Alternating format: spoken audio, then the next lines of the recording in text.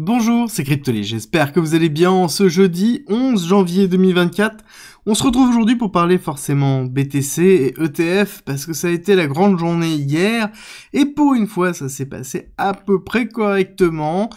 Pas forcément totalement parce qu'on a eu encore quelques petits loupés, mais somme toute on a eu l'annonce qui est tombée hier soir, tard dans la soirée, mais au moins les ETF, spot BTC sont validés. Et là-dessus, je vous présente donc le iShares Bitcoin Trust, qui est donc l'ETF de BlackRock qui a été validé avec 0,25 de frais, voire beaucoup moins, je crois que c'est 0,12, voilà, 0,12 de frais, tant que on ne dépasse pas une certaine date, ou 5 milliards d'assets en gestion. Bon, on est quand même très très loin de ça, on a 12 millions en gestion pour l'instant, et surtout, ce que l'on va attendre, ça va être la suite. Pour l'instant, ce qui est sûr, c'est que la validation s'est fait dans le sang et dans la douleur, notamment pour Gary Gensler, qui précise bien, il n'approuve pas ou soutient Bitcoin dans la validation de cet ETF, à savoir que c'est Gary Gensler qui a voté pour, dans les 5 votes, 3 votes pour, 2 votes contre, mais au moins c'est validé. Ça n'empêche que on a toujours ce retour vraiment de Gary Gensler qui est vraiment anti-crypto et même anti-BTC, malgré le fait que sur le BTC, il montrait être beaucoup plus conciliant. Ce n'est pas le cas en tout cas dans ses dires, où il ne veut pas laisser transparaître cette partie-là. Ça sous-entend aussi que 2024 va être une année qui va être intense pour la réglementation crypto. Qu'est-ce que l'on peut attendre de cet ETF BTC au niveau des évolutions ? Alors là-dessus, il y a un très bel article qui a été effectué par Coindesk qui nous explique 3 choses. 1, que le marché attendait énormément de cette validation des ETF, et principalement de la mise en vente et de l'utilisation de ces ETF, donc certainement aujourd'hui et demain, dans certaines plateformes. Et il compare avec l'ETF sur le gold, je vous en ai déjà parlé, comme quoi ça a été le début de l'expansion du prix du gold, et justement certains analystes considèrent que d'ici la fin de l'année, on devra avoir un BTC dans les alentours de 100 000 $, ce qui est quand même assez conséquent quand on connaît un petit peu déjà l'état du marché général.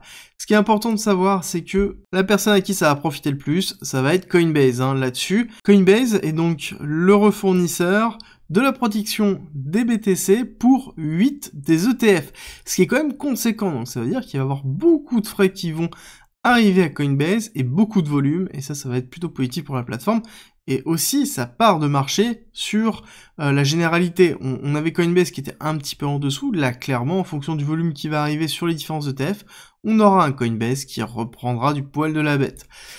Moi, la petite chose qui m'interpelle, ça va être vraiment cette notion de liquidité. Quand on a vu l'annonce, on a vu ce qui s'est passé au niveau du prix, on a vu qu'il y a eu assez peu de mouvements, somme toute.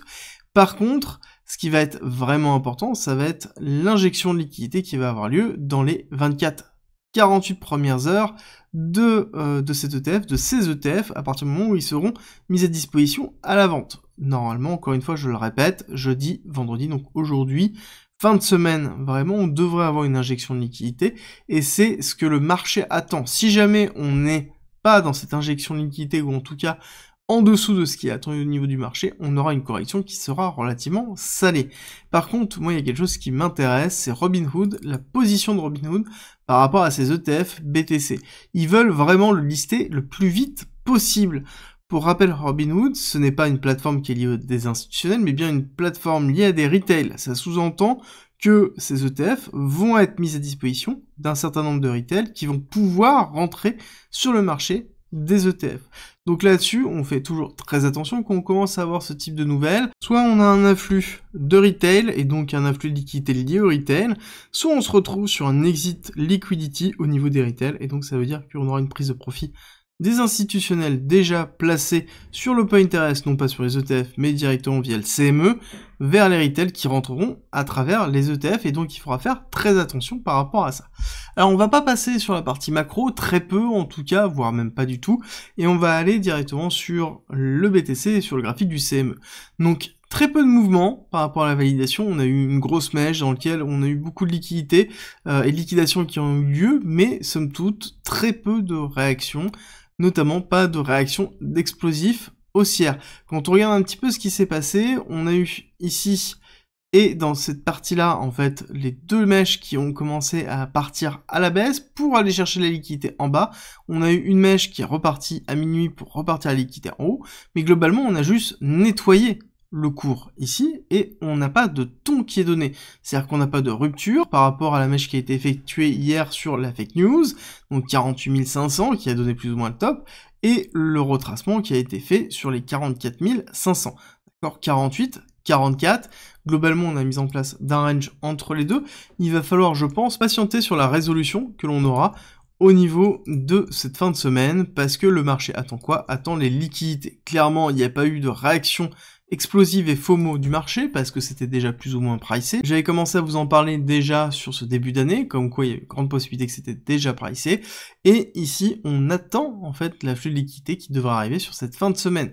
Et c'est là où ça va être très intéressant, parce que on voit que le marché en lui-même est vraiment positionné sous une forme d'attente, et si jamais on se retrouve sur un apport de liquidité et une réaction du prix qui est en dessous des perspectives des personnes qui sont positionnées, on aura en fait des cascades d'abandon et en fait de capitulation, et donc derrière de liquidation. Donc pour moi, le niveau important à retenir, ça va être les 40 000, d'accord? Tant qu'on est au niveau des 40 000, ça veut dire qu'on tient, ça veut dire qu'on n'a pas de sell the news. C'est-à-dire qu'on peut avoir un retracement, quelque chose qui va bleed de cette façon-là, avant de repartir pour une cassure haussière un petit peu après le halving. Par contre, si on casse les 40 000, donc avec une consolidation en dessous, donc on va chercher le gap, et on valide une bougie hebdomadaire en dessous des 40 000, là on aura un signal pour aller retester les 32 000. D'accord? Là on aura un signal très très fort pour aller retester les 32 000. Donc vraiment le niveau clé, là ça va être les 40 000. Si jamais on a des liquidités inférieures à ce qui est attendu, on le voit déjà au niveau de la réaction du marché, c'est pas une réaction qui est bullish, beaucoup attendaient en fait une mèche qui allait chercher potentiellement les 60 000, voire même un petit peu plus haut. On voit que ce n'est pas le cas. Actuellement, l'effet d'annonce n'a pas eu lieu. En même temps, avec tout ce qui s'est passé, j'ai envie de vous dire, c'est compliqué de faire autrement. Hein. On a eu déjà suffisamment de fake news en un minimum de temps. Même hier, déjà, c'était compliqué. Le marché attendait la validation. Quand on a eu la nouvelle, je peux vous dire qu'on était tous en train d'attendre, d'avoir vraiment quelque chose qui apparaisse sur le site de la SEC, que ce soit confirmé par d'autres personnes, de façon à ce que on n'ait pas encore une fois de fake news. Et le marché, derrière, a pas du tout bougé. Donc ça montre qu'on attend l'arrivée des liquidités. Et en même temps, c'est le but de cet ETF. Cet ETF, c'est d'ouvrir les vannes sur des liquidités qu'on avait jusque-là pas encore. Donc il va falloir patienter aujourd'hui et demain pour avoir ces liquidités, ou en tout cas un impact sur ces liquidités.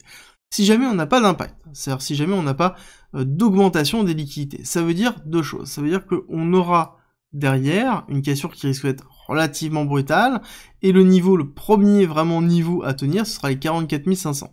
Si on casse les 44 500 et qu'on consolide en dessous, là on peut viser directement les 40 000, et justement un retour dans la première partie de range, ici. Donc on pourrait considérer que, hop, ici on a le range, on a une déviation, on réintègre le range, une réintégration du range, c'est pas positif, et là on aura certainement des signaux très forts sur la réaction des 40 000 qui aura lieu. Ce que l'on attend vraiment, c'est une injection de liquidité. Une injection de liquidité veut dire, ici, si on dézoome un petit peu, qu'on a la capacité de pouvoir aller grind doucement le cours de cette façon-là, d'accord? Ce sera pas forcément des grosses mèches, ce sera un cours comme on a pu le connaître justement depuis novembre 2023. Un cours qui va travailler à la hausse sous une forme de compression, expansion, compression, expansion, compression, expansion, d'accord? C'est exactement ce que l'on veut là-dessus. Si on a ça, ça veut dire qu'on a un cours qui est excessivement bien construit, et donc on n'aura pas de retracement. Mais pour avoir ça, il faut avoir de la liquidité qui arrive, et ça c'est la réponse, ça va être aujourd'hui et demain, et certainement au courant de la semaine prochaine, ça mettra un petit peu de temps. Ce qui est intéressant de noter, c'est que par contre on a une dominance du BTC qui est en train de s'effondrer, et qui s'est beaucoup effondré, notamment hier, suite à la validation de l'ETF, et on a vu cette liquidité passer sur les altcoins, quand on regarde un petit peu les surperformances, ici, avec notamment un ARB qui s'est envolé, et un ETH qui a repris un petit peu du poil de la bête. Quand on regarde ETH sur BTC, donc qui est le ratio de performance d'Ethereum par rapport à BTC, on voit bien qu'on a une surperformance d'Ethereum, avec un Ethereum qui est à 2500 $, qui permet en fait de tenir une grosse partie du marché, suite à l'incertitude qui se place sur l'ETF BTC. Pourquoi on a ça? Bah déjà pour plusieurs raisons. C'est que on considère que l'ETF en lui-même est validé. Donc ça veut dire que l'effet de nouvelle n'est plus présent. Ça veut dire aussi que potentiellement on peut se retrouver sur un BTC qui va ranger, qui va être dans une forme de neutralité, et quand on est dans une forme de neutralité, qu'est-ce qui se passe? Les liquidités passent du BTC vers les altcoins, et donc derrière, des personnes sont en train d'anticiper ce passage de liquidité vers les altcoins pour pouvoir gagner des performances, et c'est un petit peu ce qu'on a déjà vu sur ce début de soirée d'hier et cette matinée. Il faut juste faire un petit peu attention, parce que là, quand on regarde le total 3 qui représente l'ensemble des altcoins sans Ethereum et BTC, on voit que on a eu une accélération. Oui, mais on a un début de retracement. Je pense que la clôture d'aujourd'hui et l'arrivée des liquidités va être vraiment primordiale dans la décision générale de ce qui se passe au niveau du marché. Au niveau de l'open interest, très flat, d'accord. On voit que l'order flow nous donne aucune indication, en tout cas nous donne l'indication qu'il n'y a aucun mouvement, donc on n'a pas de précipitation, le marché est vraiment en train d'attendre. Ça se voit aussi au niveau de la liquidation map. On a quelque chose qui est flat, on n'a pas de positionnement court terme qui est en train de se faire, et ça se voit aussi au niveau de Kingfisher où on a quasiment aucun shorter qui est en position. On a un petit peu de long, mais ça reste relativement faible, hein. On voit que les longues sont en dessous des 44 500, et le petit point important, c'est en zoomant, on regarde ici le CVD spot, on voit que le CVD spot a bien réaccéléré en amont de la validation des ETF, et on voit qu'on a une forme de stabilisation, et à contrario, on a un CVD spot qui pousse, et un CVD perp qui casse, donc ça veut dire qu'on attend de la volatilité, les personnes n'appuient pas sur le champignon, ne sont pas en agressivité au niveau du perpétuel, alors que sur du spot, on est vraiment sur de l'agressif pour une accélération haussière sur cette fin de semaine, à voir si ça va être validé ou non. C'est terminé pour la quotidienne, j'espère que ça vous a plu. Si c'est le cas, n'oubliez pas de me laisser un like et un commentaire. Nous, on se retrouve tout à l'heure, 13h30 sur STX, la crypto de Stacks, donc un protocole qui est construit sur BTC, ou en tout cas qui leverage BTC, et c'est la crypto que vous avez sélectionnée dans la vidéo d'hier. Donc on se retrouve tout à l'heure, 13h30.